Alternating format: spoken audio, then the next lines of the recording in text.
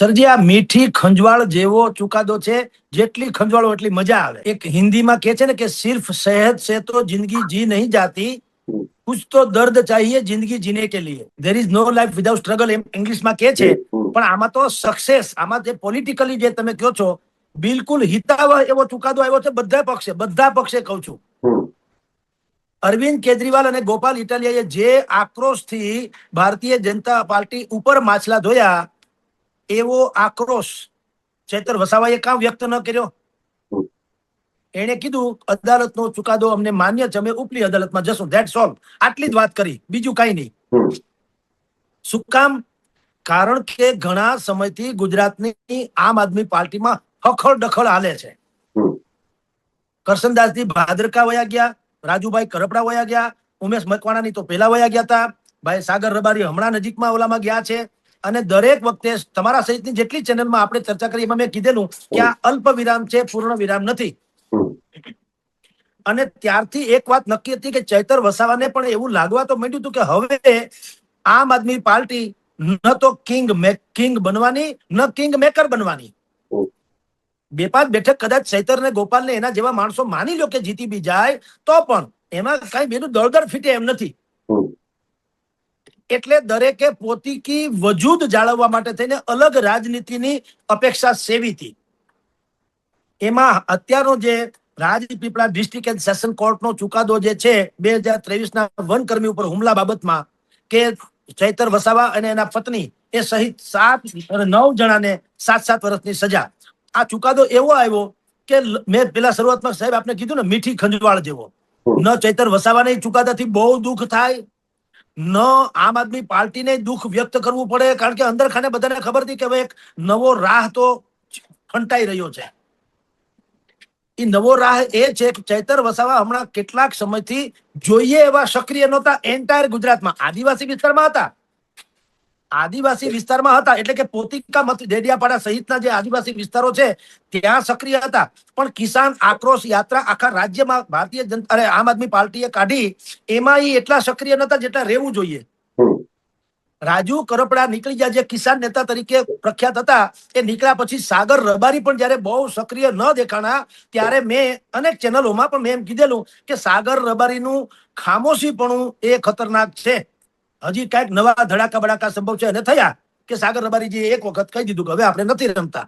Okay, Chaitar Vasava તો અત્યારે ગોપાલ ઇટાલિયા અને ચૈતર વસાવા એ ઉત્તર ધ્રુવ છે, બે તો છે જળહળતા આમ આદમી પાર્ટીના રખોપા કરનારા. તો ગોપાલ જેટલો ખખડે છે એટલા ચૈતર વસાવા કા ખખડતા નથી?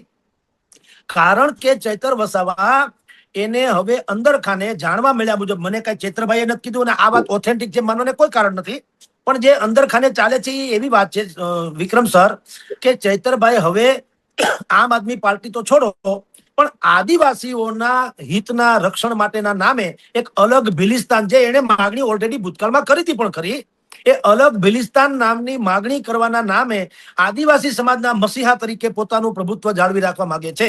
કારણ કે આમ આદમી પાર્ટી હવે ન તો કિંગ બને એમ છે, ન કિંગ મેકર બને એમ છે. તો આપની જાણ ખાતર દેડિયાપાડાના ચીકદા ગામે જન કલ્યાણ શિબિરમાં ભાજપના MP મનસુખ વસાવાની હાજરીમાં ચૈતર વસાવાએ થોડાક દિવસ પહેલા મનરેગા અને પ્રધાનમંત્રી આવાસ યોજના, એ બંને યોજનાઓની સરાહના કરી હતી. અને ત્યારે બહુ ચગ્યું હતું કે ચૈતર વસાવાનો સૂર કેમ બદલાઈ રહ્યો છે, આવું આવ્યું હતું ને મીડિયામાં. એટલે અત્યારે હું જે ચર્ચા કરું છું એ પછી આપણે ખણખોદ કરીને મેળવેલી વિગતો છે, પણ મૂળ આપણે જે કહીએ છીએ ચૈતર વસાવા હવે કઈક જુદું વિચારી રહ્યા છે. આપની જાણ ખાતર સાહેબ મેં એક એમ પણ વાત કીધેલી, વિધાન કરેલું કે 2027ની ચૂંટણી ચૈતર વસાવા શાયદ લડશે ખરા, પણ જરૂરી નથી કે એ આમ આદમી પાર્ટીમાંથી લડે, કદાચ અલગ રીતે લડે. તો અત્યારે શું થયું તમે જુઓ, 2023નો આ જે વનકર્મી ઉપરનો હુમલાનો કેસ છે, 7 વર્ષની સજા થઈ. વિધાનસભાના સ્પીકરે કહી દીધું ચૈતર વસાવા આજથી જ ધારાસભ્ય મટી જાય છે. કારણ કે જ્યાં સુધી હાઈકોર્ટ અને સુપ્રીમ કોર્ટ ત્યાંથી વચ્ચેનો સ્ટે ન લઈ આવે ત્યાં સુધી એ હવે ધારાસભ્ય રહેતા નથી. કારણ કે કોઈ પણ સેશન કોર્ટ હોય, કોઈ પણ કોર્ટમાંથી 2 કે તેથી વધુ, 3 કે તેથી વધુ વર્ષનું જો એને સજા પડે તો એક તો ઓન ધ સ્પોટ ન્યાય જામીન ન મળે, અને 2 કે એથી વધુ વર્ષની સજા થાય તો એનું ધારાસભ્ય પદ ઓન ધ સ્પોટ તાત્કાલિક જ રદ થઈ શકે. પછી વિવેક ઉપર આધાર છે વિધાનસભાના પણ સ્પીકર કીધું છે કે આથી ધારાસભ્ય પદ રહેતા નથી જ્યાં સુધી હાઈકોર્ટ કે સુપ્રીમ કોર્ટમાંથી કઈ પણ એની ફેવરનો ચુકાદો ન લઈ આવે ત્યાં સુધી હમશે એ ડેડિયાપાડાની ખાલી ગણાશે. ઓકે, હવે આવડો મોટો ચુકાદો આવ્યો હોય તો તમારી જાણ કર, ઈસુદાન ગઢવી ઉપર હુમલો થયો તો આમ આદમી પાર્ટીએ આખા રાજ્યના તમામ જિલ્લામાં કીધેલું કે તમે બધે જ આવેદન પત્ર આપો. રાઘવ ચઢ્ઢા વગેરે તથાકથિત અરવિંદ કેજરીવાલે જેલમાં નાખ્યાથી માંડીને જેલમાંથી છૂટા ત્યારે બંને બાબતો વિશે આખા દેશમાં કહેવામાં આવ્યું આમ આદમી પાર્ટી કે તમામ જિલ્લામાં જઈને તમે એમ કે એને આવેદન પત્ર આપીને આને વિરોધ કરો ને છૂટ્યા ત્યારે એની ઉજવણી કરો. તો ચૈતર વસાવા જેવી વિકેટ પડે અત્યારે તો કેવળ એક પ્રેસ કોન્ફરન્સ ગોપાલ ઇટાલિયાએ કરી આખા રાજ્યમાં ક્યાંય કશું આમ આદમી પાર્ટીના નથી આવેદન પત્રો અપાણા, નથી રેલા રેલી નીકળી, નથી પ્રદર્શન થયા. શું કામ? અંદર કી બાત સબકો માલુમ હૈ કે ચૈતર વસાવા પણ હવે આમ આદમી પાર્ટીમાં લાંબો સમય રહે એમ લાગતું નથી. આજે ગોપાલ ઇટાલિયાને અરવિંદ કેજરીવાલે કીધું કે કેજરીભાઈ ચૈતર વસાવા વિશે કે આદિવાસીના મસીહા છે, પણ એ છેલ્લી ઘડીના જાવા મારે છે કે ચૈતર બને ત્યાં સુધી ન જાય તો સારું. પણ આપની જાણ ખાતર સર, ગુજરાતના ઇતિહાસમાં નહીતર આવા બનાવ તો બન્યા તો છે જ. 1951 ની આજે લોક પ્રતિનિધિત્વ અધિનિયમ કે ધારો એક્ટ જે છે એની કલમ 8/3 એના હેઠળ આપણે ભૂતકાળમાં અનેક રાજનેતાઓ સામે બધા કેસ કબાડા થયા છે. અંતે પાછા ઘીના ઠામમાં ઘી પડી ગયું એ જુદી વાત છે. તો ચૈતર વસાવાએ એવું કેમ ન કીધું કે આ તો સેશન કોર્ટનો ચુકાદો છે, અમે હાઈકોર્ટ સુપ્રીમ કોર્ટમાં જશું અને એટલું નહીં ત્યાંથી અમને ન્યાય મળવાનો, અને જે લોકોએ આ ષડયંત્ર કર્યું હોય ખાસ કરીને તો ભાજપ આમ જ કરે છે તો એને હું એમ કે કાં તો છઠ્ઠીનું ધાવણ યાદ કરાવી દઉં, કાં આદિવાસી સમાજમાં આમને તેમ કરે છે, એવું કાંઈ તો કીધું નહીં. એને શું કીધું? હું આદિવાસી સમાજ માટે લડતો રહીશ. હવે એ તો ઠીક છે, પણ તમને આ કોણે ઉતાર્યા શીશામાં? ઈ કાન જ બોલતા. એટલે કઉ છું એના સૂર બદલાણા છે. ભૂતકાળમાં આપની જાણ ખાતર પબુભા માણેક 2019માં એને ફોર્મમાં કઈક વિગતો આપવામાં ભૂલ કરી એમ કરીને એનું સભ્યપદ રદ થઈ ગયું હતું અને પછી એને છોડવું પડ્યું હતું એમએલએ પદ. પછી પાછા જીતી ગયા હાઈકોર્ટ વગેરેમાંથી, જુદી વાત છે.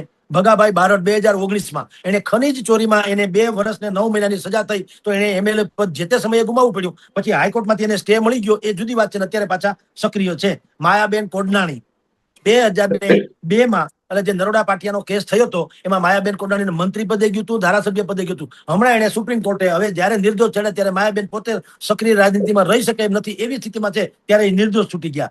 અને રાહુલ ગાંધીને સુરતના માનાની કેસમાં પણ 2 વર્ષની સજા થઈ હતી, સુપ્રીમમાંથી સ્ટે લઈ આવે, એનું વાયનાડનું ઓલું તો ગયું હતું સંસદ સભ્ય પદ, પણ વળી પાછું રીકનેક્ટ થઈ ગયા. તો અહીંયા પણ ભાઈ ચૈતરે એમ કેવું જોઈએ ને કે ઇતિહાસ સાક્ષી છે. આ સેશન કોર્ટે ભલે ચુકાદો આપ્યો, અમારી પાસે હજી ઉપલી કોર્ટો છે. એને એક વિધાન ખાલી કર્યું કે ઉપલી કોર્ટમાં અમે જશું, પણ જે આક્રોશથી અને જે એંગલથી ને જે એગ્રેસિવનેસથી બતાવવું જોઈએ કે એ કાંઈ કીધું નથી. એટલે તમને કહું છું આમ આદમી પાર્ટી પણ એક ખાલી પ્રોટોકોલ પ્રમાણે પ્રેસ કોન્ફરન્સ કરીને એને ઇતિ સિદ્ધમ માની લીધું, અને ચૈતર વસાવાએ પણ ભારતીય જનતા પાર્ટી સામે કાંઈ પણ ઉગ્ર વાત કરી નથી. અર્થાત બધા ઈચ્છતા હતા એવું થયું છે આ ચુકાદાથી.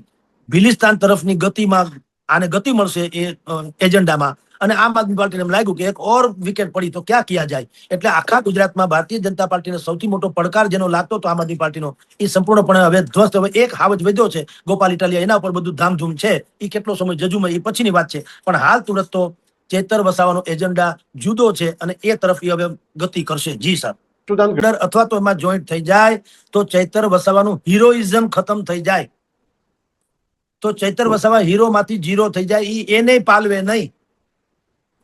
ભારતીય જનતા પાર્ટી પાસે ચૈતર વસાવા જેવો પાછો કોઈ ચહેરો નથી. જે આદિવાસી નેતા છે બધું સમજ્યા જેવું છે, ચૈતર જેવું નથી. તો ભાજપ પણ એવું ઈચ્છે કે આનું હિરોઇઝમ ખતમ ન થવું જોઈએ. તો તમે એમ કહો કે ભાજપ એવું ઈચ્છે એવું ચાલે? હા સાહેબ, એમાં એવું છે ગણિત આપની જાણ ખાતર, જે ભિલિસ્તાન વાળી વાત છે એ કેવળ ગુજરાતને સ્પર્શતી નથી. ગુજરાતના સરહદી 4 રાજ્યો રાજસ્થાન, મધ્યપ્રદેશ, મહારાષ્ટ્ર અને ગુજરાત, આ 4 રાજ્યોની સરહદી વિસ્તારો છે. ભિલિસ્તાન એમાં લાગુ પડે. હવે ભિલિસ્તાન મળે કે ન મળે એ પછીની ઘટના છે, કારણ કે અલગ રાજ્યોની હવે માગણી જે છે એ લોકો એને વિભાજન વાળું માને, ભાગલા વાળું. એટલે લોકો એને બને ત્યાં સુધી ન આપે એવું માને. પણ ભિલિસ્તાનના નામે તમે ચૂંટણીમાં તો ટહેલકો મચાવી શકો, કારણ કે 4 રાજ્યોમાં કહું તો ગુજરાતમાં આ લોકસભા ને રાજ્ય સ્તરે ધારાસભા એની કેટલી બેઠકો આવી તમને કહું. સૂચિત ભિલિસ્તાનમાં વાત કરું, સૂચિત જે પ્રદેશોને ભિલિસ્તાન તરીકે આ લોકો આંકી રહ્યા છે એમાં ટોટલ 20 લોકસભાની અને 100 થી વધુ બેઠક ધારાસભાની આવે છે. બોલો, હવે જેની પાસે ધારાસભાના 100 ધારાસભ્યો એટલે કે એમએલએ હોય અને 20 જેટલા સંસદો હોય, એને કોઈની મજાલ છે કે કોઈ એને જેલમાં પૂરે કે એના કોઈ વાંક ગુના કાઢે? કોને ટેકાની જરૂર ન હોય? હવે તો થાય શું એ તમને કહું. તૃણમૂલ કોંગ્રેસ જેવું થાય. પશ્ચિમ બંગાળના 28 સાંસદો હતા તૃણમૂલ મમતા બેનર્જીના, 28 માંથી 20 લોકો જુદા પડ્યા અને એને શું કર્યું? પોતે અલગ પાર્ટી ન બનાવી, એણે nationalist citizens party of India નામની NCPI નામની એક હાવ અજાણી, હાવ ખૂણામાં ગયેલી, કોઈ ભોજ્યોભાઈ ઓળખે નહીં એવી જે પાર્ટી, એમાં વિલીનીકરણ કર્યું. એને કારણે શું થયું ખબર છે સાહેબ? અત્યારે એનડીએ ને સૌથી મોટી કોઈ પાર્ટીનો ટેકો હોય તો આ NCPI નો છે. બોલો, ગઈકાલ સુધી એનો સરપંચ નતો. અત્યારે નરેન્દ્ર મોદીને હારે એના માણસો બેહવા માંડ્યા. કોણ? આ મમતા બેનર્જી વાળા 20 સાંસદ ગયા. હવે 20 સાંસદો ત્યાં બેસે તો હવે તો વાત પૂરી થઈ ગઈ. એવી રીતે આ ભિલિસ્તાનની 20 જેટલી લોકસભાની બેઠક આવે છે અને 100 થી વધુ ધારાસભાની. હવે માની લો કે ભિલિસ્તાનના નામે લડત શરૂ કરે અને લોકો ઉભા રહીને ભિલિસ્તાન કરે તો બેઠકો તો મળે. કારણ કે કોણ આદિવાસી એવું ન ઈચ્છે કે ભાઈ અમારું પોતાનું સ્વતંત્ર રજવાડું હોય? એવું કોણ ન ઈચ્છે? તો સહાનુભૂતિની વાત તો છે જ. અને ભાઈ ચૈતરને લાગે વળગે આ અપરાધ જવા દો ને, તો અપરાધ તો એના હું તમને ગણાવું સાહેબ. 2014 થી શરૂ કરો ડેડિયાપાડા પોલીસ સ્ટેશનમાં. ડેડિયાપાડાની જ વાત કરું તો 14 પછી 17, 18, 19, 20, 2021 ને 2022 અનેકો ગુના ડેડિયાપાડા પોલીસ સ્ટેશનમાં છે, રાજપીપળામાં છે અને કેવડિયા પોલીસ ચોકીમાં પણ છે. ગુનાનો તો કોઈ પાર નથી. હવે આ બધા ગુનાનો સરવાળો કરો તો ચૈતર વસાવાએ લગભગ જિંદગી જેલમાં ગાળવી પડે જો સરકાર વાયડી થાય તો. પણ રાજનીતિમાં વાયડાઈ ચાલે, બુદ્ધિપૂર્વક કામ કરવામાં આવે. એટલે ચૈતર વસાવા હવે શું કરે? જો ધારાસભ્ય પદ વયું ગયું, હાઈકોર્ટ સુપ્રીમ કોર્ટમાંથી સ્ટે મળે કે કેમ એ હજી જો ને તો ઉપર છે. ત્યાં સુધી અલગ ભિલિસ્તાનના નામે તો આદિવાસીઓના હકના નામે એ પોતાની રાજનીતિ ચમકાવતા રહે. કારણ કે કોઈ પણ લોકોને આટલો મોટો રાજકીય વનવાસ પોસાય નહીં. 7 વર્ષ જેલમાં જવું અથવા તો 6 વર્ષ સુધી ચૂંટણી ન લડવી, એ બે ખતરનાક ગણાય કોઈ પણ રાજનીતિ અત્યારના ફાસ્ટ ફૂડના યુગમાં. આપની જાણ ખાતર સર, લાલુ પ્રસાદ યાદવને જે ચારા કૌભાંડમાં એને 5 વર્ષની સજા થઈ હતી, આખી જિંદગી એની હવે રાજનીતિમાં રહી શકે પોતે લડી ન શકે એવું થઈ ગયું. એટલે વન કાઇન્ડ ઓફ સંન્યાસ થયો. કારણ કે જે ઓરિજિનલ જેરોક્સ લાલુ યાદવ જુદી ઘટના છે, તેજ પ્રજાત કે બીજા બધા યાદવ જુદી ઘટના છે. જે જયલલિતા એને પણ આવક કરતા વધુ સંપત્તિનો જે કેસ હતો એમાં એને 4 વર્ષની સજા થઈ હતી અને સીએમ પદ ગુમાવવું પડ્યું હતું. ઓમ પ્રકાશ ચોટાલા હરિયાણાના પૂર્વ સીએમ, એને શિક્ષક ભરતી કાંડમાં 10 વર્ષની સજા થઈ, એની રાજનીતિ ખતમ થઈ ગઈ. અબ્દુલ્લા આઝમ ખાનના દીકરા અબ્દુલ્લા, એને 2 વર્ષની સજા થઈ અને એમએલએ પદ ગુમાવવું 15 વર્ષ જૂના કેસમાં. અને મોહમ્મદ ફૈઝ એ જે છે એ લક્ષદ્વીપ NCP ના જે સાંસદ હતા લક્ષદ્વીપના, એને પણ એક ખૂન હત્યાના કેસમાં સજા થઈ અને એ લોકસભાનું એનું સભ્યપદ ગયું. પછી હાઈકોર્ટમાંથી સ્ટે મળ્યો અને પાછા લઈ આવે, જુદી વાત છે. તો કોઈને સંન્યાસ પોસાય એમ છે નહીં. ચૈતરને પણ પોસાય નહીં 6 વર્ષ જેલમાં કે આજીવન ચૂંટણી પર પ્રતિબંધ, એ કોઈને પોસાય એમ નથી. એટલે શું કરે? આદિવાસીઓના હક હિસ્સાના નામે જળ, જંગલ ને જમીન, પછી સ્થાનિક રોજગારી અને પોતાની આગવી જે સાંસ્કૃતિક ઓળખ આદિવાસીઓની, એના નામે આદિવાસીઓની પાર્ટી બનાવે. આમ તો 1-2 પાર્ટી છે. ભૂતકાળમાં છોટુભાઈ વસાવાએ જે ભારતીય ટ્રાઇબલ પાર્ટી BTP એવી સ્થાપના કરી હતી. અને ભાઈ અત્યારે ચૈતર પાસે એક ટાઇટલ પડેલું છે, પછી એમાં આવે કે બીજું ટાઇટલ બનાવી, જુદી વાત છે. ટાઇટલ જે પડેલું છે શું છે? ભારતીય આદિવાસી પાર્ટી, એટલે કે BAP. એને આપણે શોર્ટ ફોર્મમાં બાપ કહેવાય, BAP. જેમ AAP માં આપ કહીએ છીએ, એમ ફ્રોમ આપ ટુ બાપ. ચૈતર વસાવાની ગતિ જે છે આ ચુકાદાથી ઓર વધી ગઈ છે. એટલે કોઈને તમે જુઓ તો આમાં નુકસાન, આમ જેને કહેવાય ને, ચૈતરભાઈને નુકસાન નથી.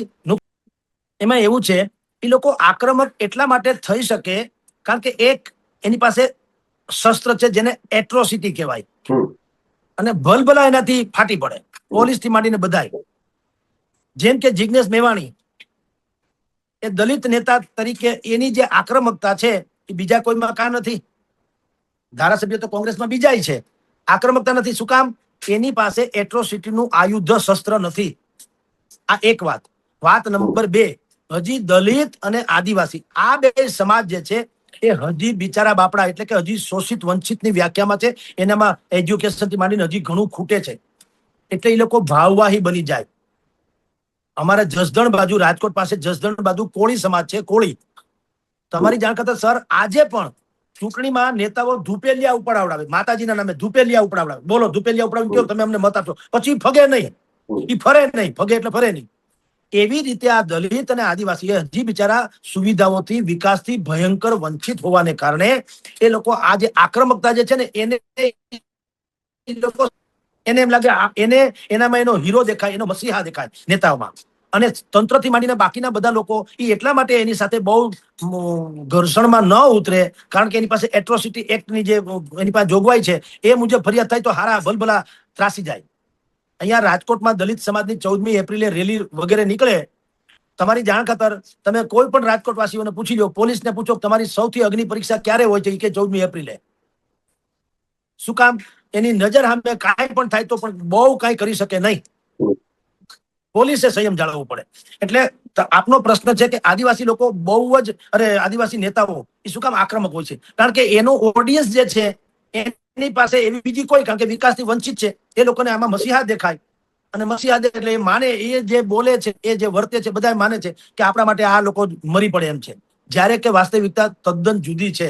વિક્રમ સર, જેટલા આદિવાસી નેતાઓ છે, હું બે જ વાત કરું, આદિવાસી સમાજની સ્થિતિ જુઓ અને નેતાની સ્થિતિ જુઓ, લાઈફસ્ટાઈલ જુઓ. કરોડો રૂપિયામાં આલોટે છે એના બંગલા, ગાડી, એસી, નોકર ચાકર, અને એના કપડા, એની રહેવાની સ્ટાઇલ 5 સ્ટાર જેવા હોટલમાં ન હોય એવા એના બધું રેણી કેણી. એ શું બતાવે છે? એટલે ભાઈ તમારો સમાજ તો ન્યા ને ન્યા છે બિચારો.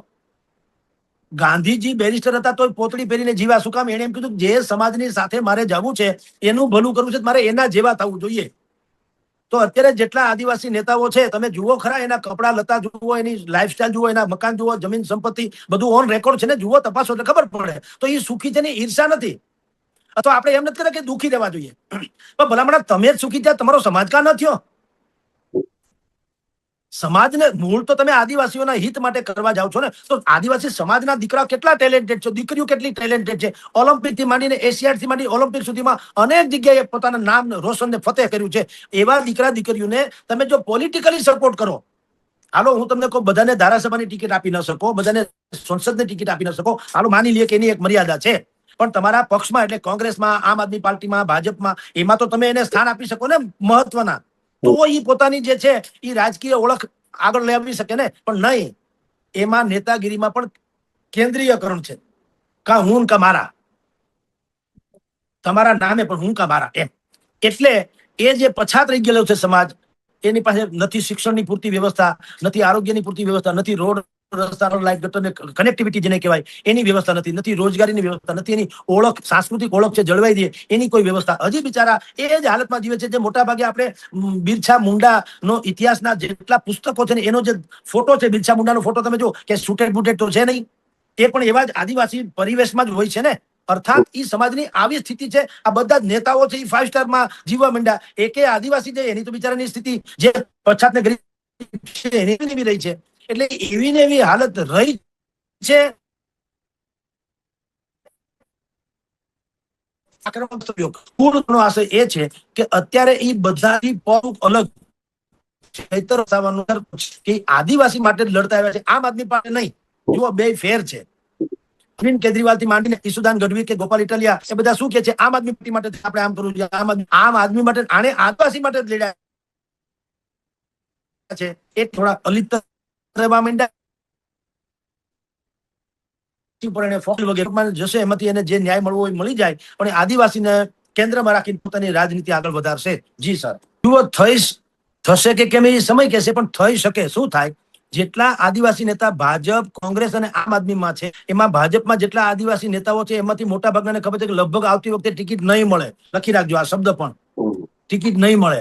તમે જુઓ, દર્શનાબેન હમણાં જે રિસાણા હતા, ઉપવાસ ઉપર ઉતરી ગયા હતા, અને પ્રતિક ઉપવાસ ઉપર, ને પછી માંડ માન્યા ધારાસભ્ય. તમે જુઓ, એને શું કીધું? એને બીજું કઈ, એને કીધું હું આદિવાસીઓના ન્યાય માટે, હક હિસ્સા માટે, સન્માન માટે લડતી રહીશ, આદિવાસીઓના. નહીતર એને વાંધો તો એના નર્મદા જિલ્લાના ભારતીય જનતા પાર્ટીના પ્રમુખ સામે હતો, જે એને અન્યાય કરતા હતા. તો કાંઈ એને એમ ન કીધું કે ભાજપના પ્રમુખ સામે, ભાજપના હાઈકમાન્ડ સામે ન કીધું.